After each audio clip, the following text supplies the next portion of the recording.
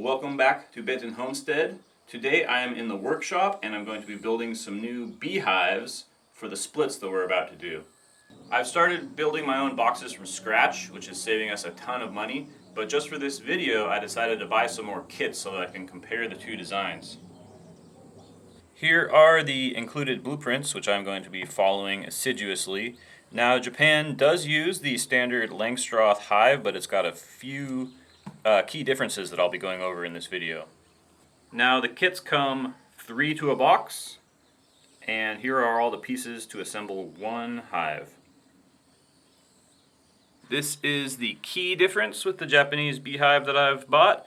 It's got this cool observation/ventilation window, and it's going to have a door to slide up and down.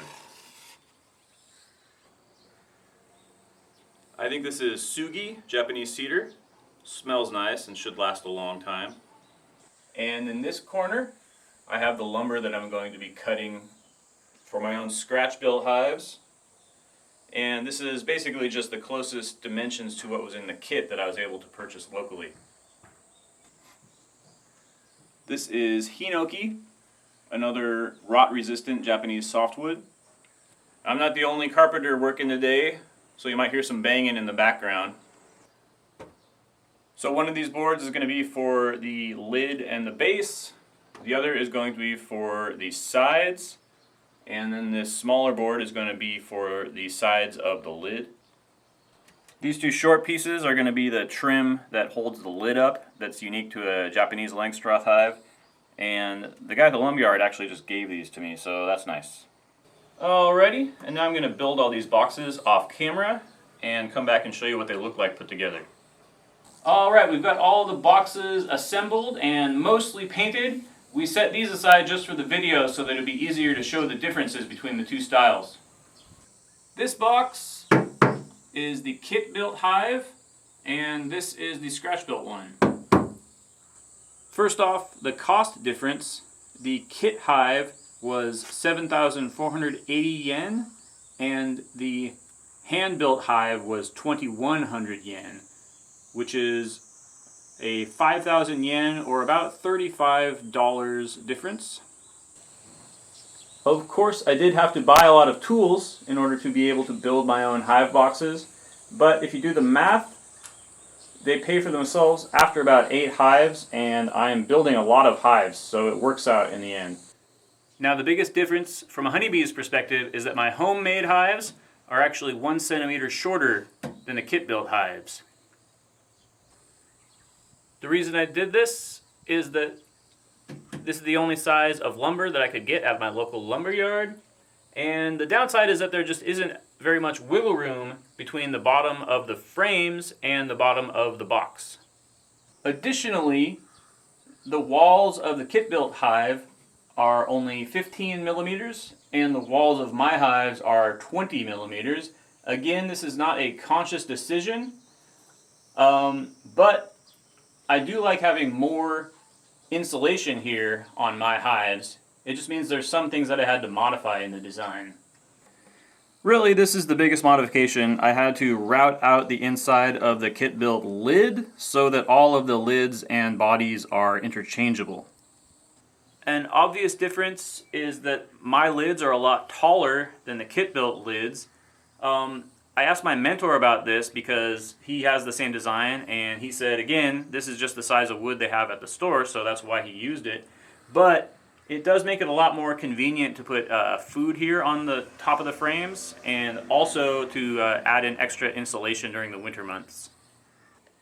Let's talk about this cool screen window thingy. The idea is you close it for the winter and open it for the summer to provide ventilation. The problem is that bees don't really work that way. They work actually like little air conditioners. And so if you want to keep the environment stable inside the beehive, what you want to do is separate the internal environment from the external environment using insulation, not using ventilation. Next, I have to mention this lip, which is common to both designs, and this is a feature of the Japanese style Langstroth hive. I think because it really just doesn't work very well, they don't use it in the rest of the world. It just functions as something for the lid to sit on because they're not using an internal cover. It also serves to support and lock in the boxes that you put on top of the brood box, which is great if you're a mobile beekeeper, and it also provides some wind protection. But to be honest, if you're not a mobile beekeeper, it just ends up smushing a lot of bees, and I'm not a fan of this feature. Well, there you have it. Those are the main differences between the kit-built Japanese beehives and the ones that I'm able to build from scratch. I thought it would be interesting to look at some Japanese beehives because although they do use the standard Langstroth configuration, there are some key differences. And now for something completely different. This is a super for our rapidly expanding Japanese beehive, which I constructed using scraps from this recent project. This is based on a completely different principle from the Langstroth hive in that there are no removable frames. So the bees are just going to build natural comb down inside of this box, and the wires in theory are just going to give some support. Essentially, it's like a Minecraft version of a hollow log that the bees might live in nature, and they have an instinct to put their honey at the top of the colony and then move down and fill out the rest with eggs. And so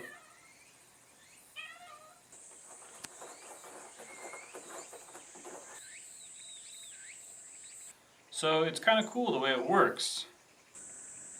However, the fact that this design does not have removable frames makes it very hard to observe any changes. Oh no, she doesn't like that. As I was saying, the lack of removable frames makes it very hard to observe any changes in the hives and the honeybees' health.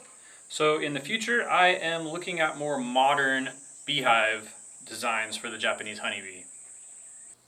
Now, if all goes according to plan, these are actually going to be the last Langstroth hives I ever build because I am totally sold on the idea of the horizontal lay-ins hive, and hopefully I'm going to be implementing those next year. So stay tuned for that and other Japanese beekeeping related topics here on Benton Homestead. Thanks for watching.